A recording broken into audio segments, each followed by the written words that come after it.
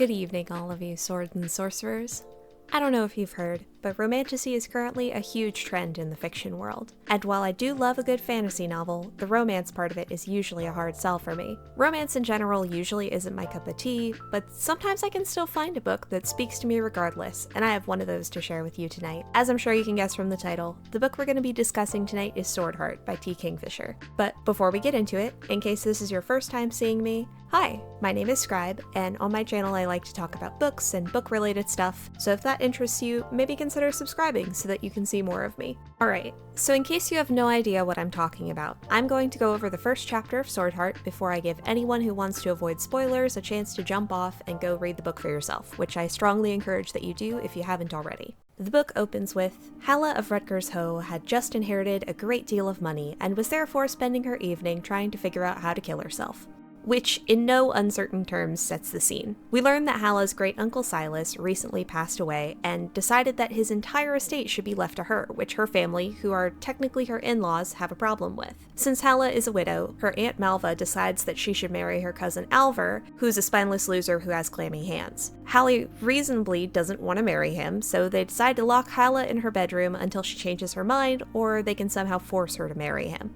Now, if you'd like to read about what happens next for yourself, feel free to pause the video here so you can check it out, which I strongly encourage that you do if you haven't already.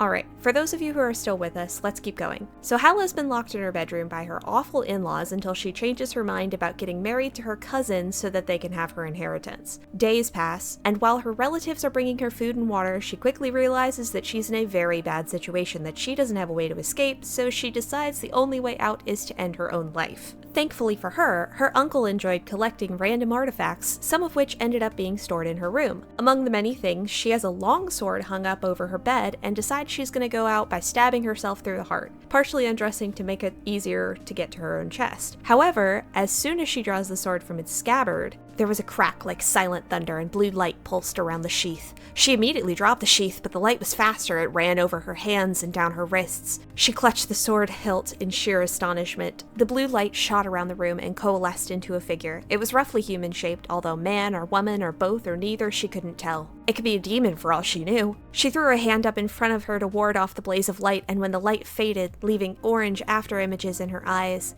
there was a man standing in her bedchamber, in the narrow space between the chest and the night table. I am a servant of the sword, he said. I obey the will of the— Great God, woman, put on some clothes! The man of the sword is a Dilf named Sarkis, and he immediately swears to protect Halla. He tells her that he can't allow her to kill herself even once she explains the situation to him. They discuss her options, and since Halla doesn't have family that could reasonably come to her rescue, Sarkis decides that he'll just have to help her escape. Halla packs her things, then Sarkis kicks the door in. I also just want to note that their banter is delightful, which isn't a surprise from Kingfisher. They bicker like a stereotypical old married couple from their first conversation, and it's truly a treat to read. They make their escape through the house, Sarkis even getting to fight Roderick, Malva's hired guard, though calling it a fight is pretty generous since Sarkis easily mopped the floor with him. The dynamic duo escape from town, evading the town's guards who Malva had begun to call upon, and out through the cemetery and away from town. While they're traveling, Sarkis reflects on the situation he now finds himself in.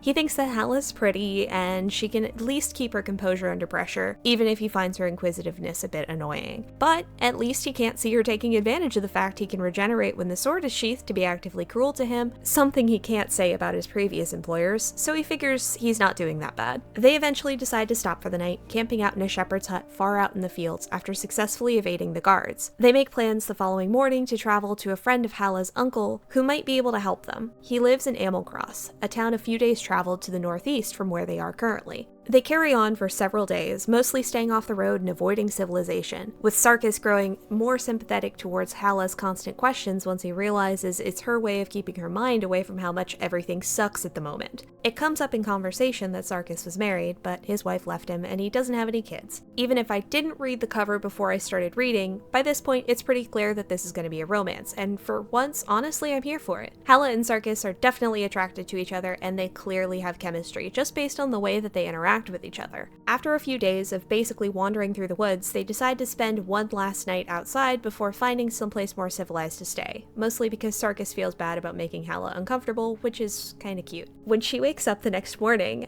Hala is sleeping on top of Sarkis, which neither of them mind, although they both pretend to act embarrassed by it. Hala goes into a tavern alone to get a hot meal and is approached by a woman named Mina, who claims to also be traveling alone. She asks Hala to travel together since they're going the same way, and Hala, being the sort of person who genuinely wants to see the best in everyone, agrees. Of course, this ends up biting her in the ass when Mina leads Hala directly into an ambush, but Hala managed to save it herself by drawing Sarkis, and he fends off her attackers. She's understandably upset at being betrayed by someone she didn't even know and had done nothing to, and ends up crying in Sarkis' arms as he comforts her. And that was the problem right there. There was something terribly kind and trusting about Hala. Wherever these people came from, their impersonal malice had clearly astonished her. She wasn't used to evil or desperate people turning up out of nowhere. Sarkis realizes that Hala likely was so easy to trust him for the same reason. His internal monologue also hints that there's clearly something about Sarkis' condition that he hasn't told her yet, something that could possibly destroy their trust, so he's hesitant to reveal the truth. Hala and Sarkis stop at an inn further down the road for the night.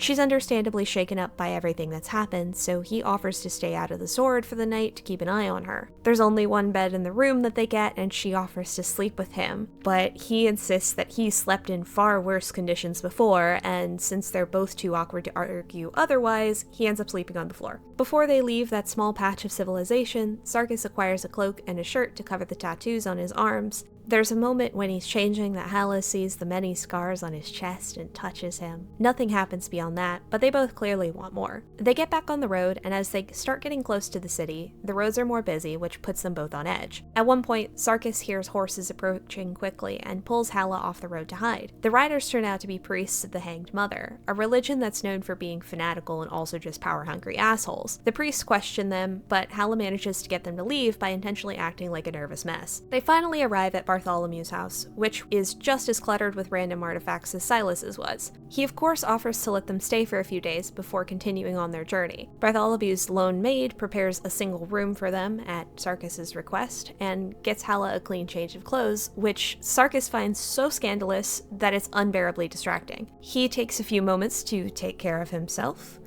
Literally, this is 2 sentences that gloss over everything. And then he rejoins Hala, who has started helping out with preparing dinner. Sarkis gets to have his first meal in literal centuries because he doesn't need to eat or sleep when the sword is sheathed. That night, before they fall asleep, Hala asks Sarkis why he didn't want Bartholomew to know that he's the sword. And he tells her that he worries that Bartholomew might try to take the sword away from her. Foreshadowing. By this point, Sarkis is down bad for Hala, but he thinks that he doesn't have anything to offer her, and that if she had any interest in him, that she would have expressed it by now. He sleeps that night and has a dream of his 2 former captains, Angarad and the Dervish. He apologizes to both of them for failing them, though we still don't fully understand what happened.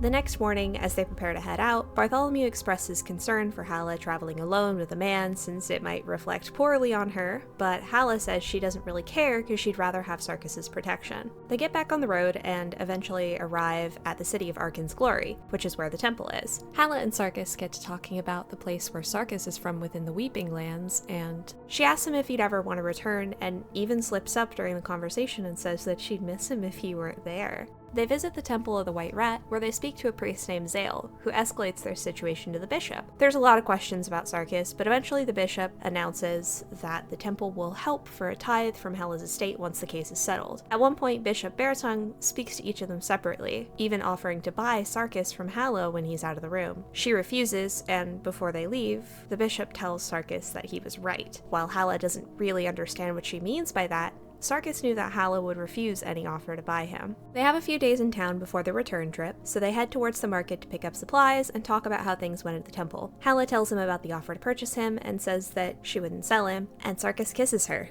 which doesn't seem to be unwelcome, though they both act awkward and don't talk about it afterwards. Hala sells her jewelry at the market to get a change of clothes, Sarkis impressed with her haggling skills. They check into a hostel run by the Temple of the White Rat and get lunch before Hala suggests checking out the library to see if they can figure out how old that Sarkis actually is, a gesture that he's extremely appreciative of. He gets to speak with a historian and learns that he's about 500 years out of time. But the worst gut punch of them all is that the battle he lost that resulted in him and his captains getting turned into weapons bought only 5 years of rule before the kingdom fragmented again. On that high note, they return to the hostel, where a man there claims that he has a message that he needs to deliver privately to Hala of Rutgers Ho. They follow the man to the back alley, only for it to turn out that he had been sent to try and steal the sword from her. Sarkis has Hala run before he takes care of the mercs, catching up with her afterwards. That night, as they're getting ready to sleep, both of them separately reflect on the day's activities. Sarkis wonders how someone could have known where Hala was from since it was never mentioned outside the temple, though he doesn't really have an answer for that. Meanwhile, Hala assumes that the reason that Sarkis seemed to regret kissing her was because she'd somehow done something wrong, because she very much wanted to keep kissing him. I really love the way that they're pining for each other.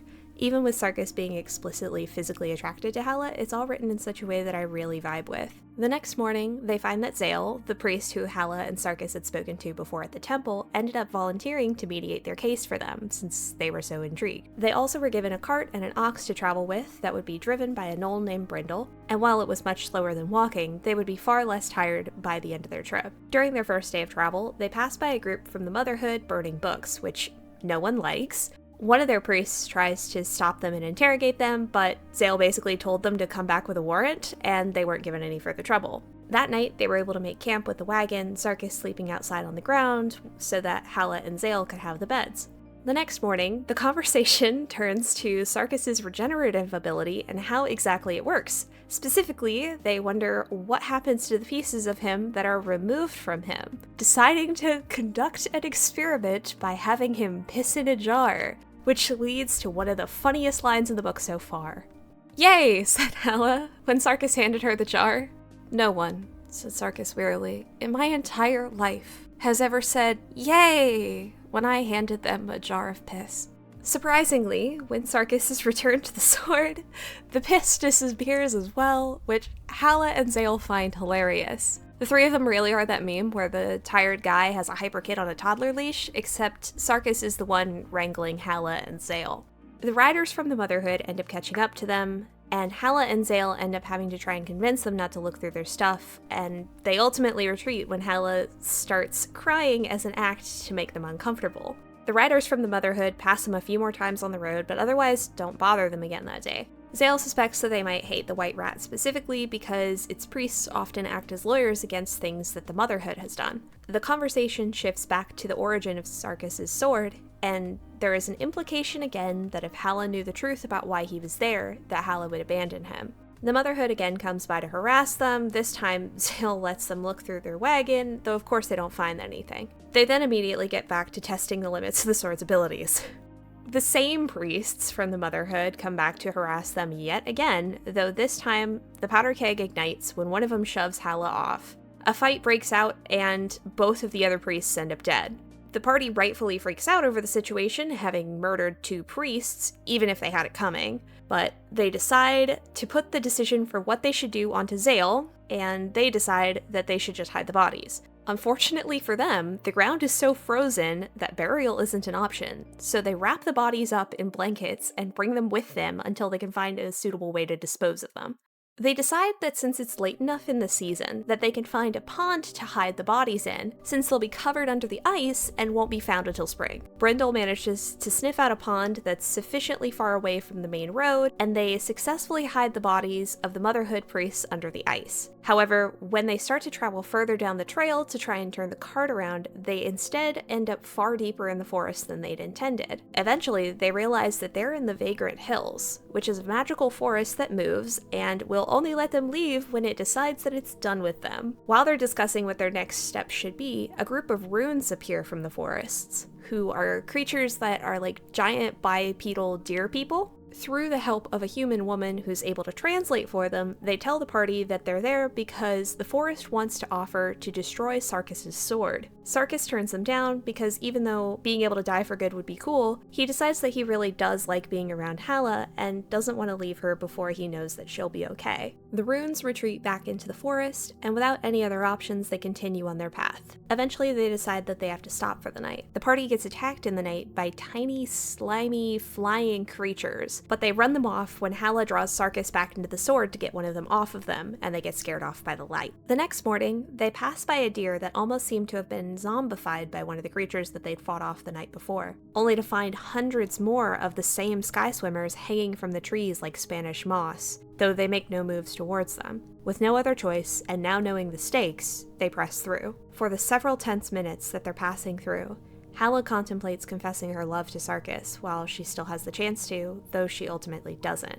And once they make it through, they find themselves facing the other direction on the trail that led them into the Vagrant Hills in the first place, realizing that at long last the hills have decided to let them go. They carry on and make it back to Amelgrass, where Hala pays another visit to Bartholomew. When they stop in, a man named Nolan, who claims to be from the Order of the Sainted Smith, is visiting him. Zale asks for a written statement from Bartholomew to verify that Hala is who she claims to be, and Bartholomew offers instead to meet them in Rutgers Ho to testify in order to help them with their case. Just when it seems like things are going fine, on the way out of Amelgrass, they get held up by highwaymen. One of them manages to get a lucky shot on Sarkis, so Hala has to pull him back into the sword to recover. They manage to buy themselves time by stating that they're with a priest, and it turns out that Mina, the woman who'd previously led Hala into a trap, specifically directed them to attack because she thinks that Hala is a mage. With Sarkis out of the fight, the bandits kidnap Hala, Zale, and Brindle and start to question Hala. She insists that she isn't a wonder worker, and that even if she was, she tells them that invisibility would probably be an awful thing for highwaymen to try and take advantage of, which makes them reconsider their life choices. She starts to think that she may have convinced them to let her go when one of the other bandits unsheathes Sarkis' sword out of curiosity, and he comes out swinging to put the laughter into slaughter.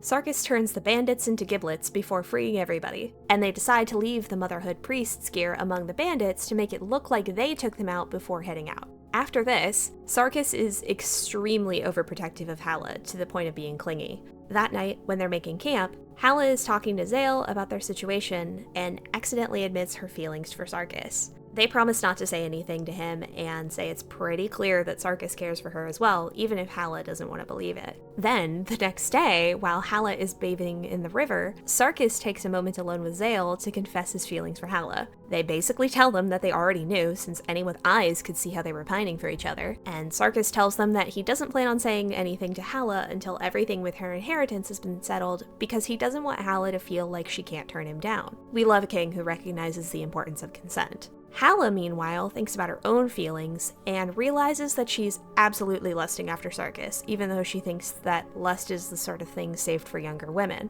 She's mentioned before that she's 36, so it's not like she's even that old. After everything that the party had been through, Hala decides she wants to have a way to defend herself that isn't just talking her way out of situations, so they take some time so that Zale can teach Hala to use their crossbow, which she takes to pretty quickly despite how nervous that it makes Sarkis. They make it back to Rutgers Ho at last, where Zale gets to fully lean into the theatrics of being a lawyer priest to scare the absolute shit out of Malva and Alver. They insist that the case be seen when Bartholomew arrives so that he can help be a witness, so the full reading is pushed off until the following day, and in the meantime, Malva and Alver are kicked out of the house that they've been staying in. The case goes before a triumvirate of the town's clerk, priest, and the squire's bailiff in the church, and compared to all the adventures that the party had gone through on their journey, the actual court case that had been their goal was almost anticlimactic to them in how quickly it was settled in Hala's favor. They celebrate their victory in Hala's newly earned inheritance, Zale bringing wine to celebrate with. And at long last, Sarkis and Hala finally go to bed together.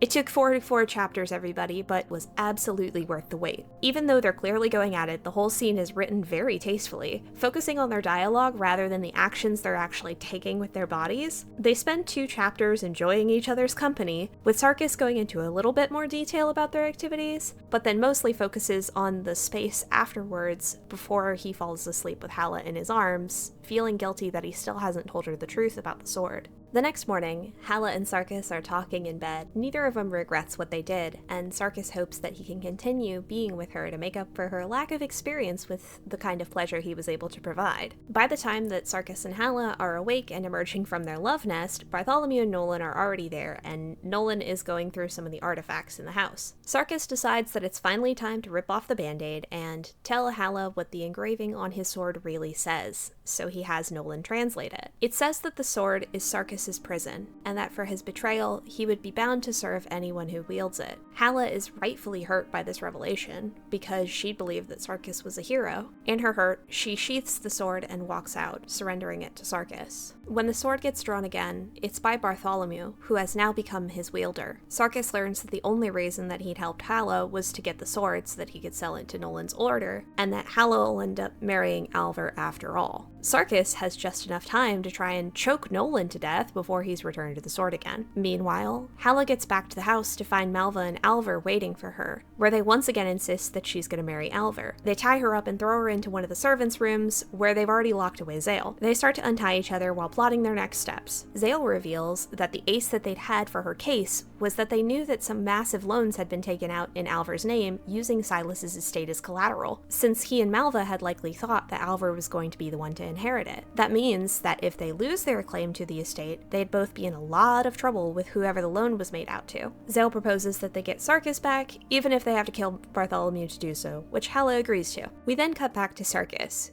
who awakens once again an unknown distance from Rutgers Ho, again facing Nolan and Bartholomew. They unsuccessfully try to intimidate him, which he Uno reverses by whipping it out in front of them. Bartholomew and Nolan then try to make a deal to ensure Hala's safety in exchange for Sarkis' cooperation, which is a lot more successful for them. Sarkis asks why they're even willing to go to such lengths over him, to which Nolan drops the biggest bombshell of them all. The founder of his order, the Sainted Smith, is the woman who put him into the sword in the first place. We cut back to Zale and Hala as they try to make their escape from the house. They end up having to fight Malva and Alvar, but surprisingly are able to take care of them fairly easily and get out of the house with minimal injuries. They find Brindle and begin to travel back down the road towards Amelcross, learning at a tavern along the way that they're only a few days behind Bartholomew. They stop at an inn for the night and run into a group of paladins, who they get to chatting with. George, one of the paladins, asks if either of them are healers, and Hala takes a look at a wound that he'd gotten from a recent battle with demons, and she manages to get it cleaned out and bandaged. The next morning, as they're leaving, the Motherhood finally catches up to Zale and Hala and start questioning them about their missing men, since they claim that the bandits said that they were likely behind it. Just as it looks like they're gonna get arrested, the paladins that they'd spoken to the night before intervene, vouching for their innocence and offering to escort them to Amelcross. The Motherhood finally backs off, and they all leave together. Mare, the leader of the trio, offers to take Zale and Hala to Amelcross on their horses since it'll be faster than in the cart, and they agree. George stays behind with Brindle in order to make sure that the Motherhood doesn't come back to bother him in the Ox, and to give him a bit more time to recover from his injury. They spend the night in an inn along the way, where there was only one bed for Zale and Hala, but by this point they're so trauma bonded that they consider each other to be family, so neither of them really cared. It's kind of funny that it's been twice now that there's only been one bed, and both times it hasn't worked.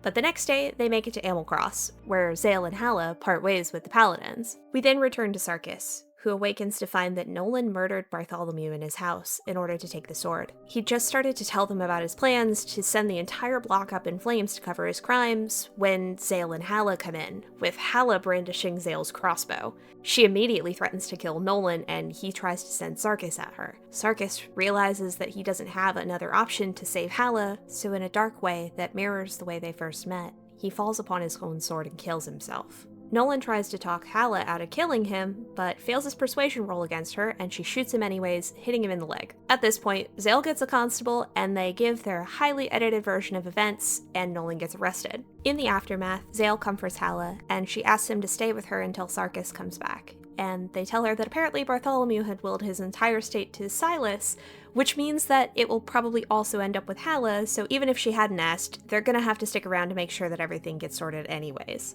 She spends the next 2 weeks that it takes for Sarkis to regenerate, worrying about what will happen when she gets to speak to him again. Fortunately for her, Sarkis is so relieved to see her again that he immediately kisses her upon seeing her, and after Hala gets him caught up on what happened in his absence, they immediately get down to business. Once they finish celebrating being reunited, Sarkis asks to marry Hala, and they finally admit to each other, in the penultimate chapter, that they love each other. They have Zale stand in for family in order to negotiate a fair marriage price for her according to Sarkis' customs, which is something that matters a lot to him, and after 3 days of negotiating, they finally come to an arrangement that they agree on. Fairly soon afterwards, they get married in the local church, with Zale standing in as both Hala and Sarkis' family, and Brindle being a witness. Overall, the whole story is an absolute delight, from start to finish, in a way that I don't think I can really even do justice here. T. Kingfisher has a way of writing fantasy that really captures the kind of chaos that you get from playing a tabletop role-playing game, which I personally really enjoy. All the banter between the characters feels really natural in the way that you'd roast your friends while role-playing, and some of the shenanigans that they get up to feels like the kind of fucking around and finding out that only happens when at least one person at the table has access to prestidigitation. All of this, I truly do mean in the best way. Swordheart, like all of T. Kingfisher's work, is written in such a way that you can tell how much she loves the fantasy genre, but is also willing to not take it too seriously, and the result is a genuinely fun read. Also, it isn't that often that I find a romance that I actually feel invested in, but Swordheart genuinely had me excitedly rooting for Hala and Sarkis the whole way through. Their attraction for one another clearly goes beyond the physical, and despite everything, they actually have a fairly healthy relationship. Beyond their very first kiss, Sarkis never makes a move towards Hala without her explicit consent, and specifically waits until her situation is stable before trying to make any moves towards her because he doesn't want to pressure her into anything. I literally wrote in my notes from the first read-through that Sarkis is the king of consent, and I stand by that.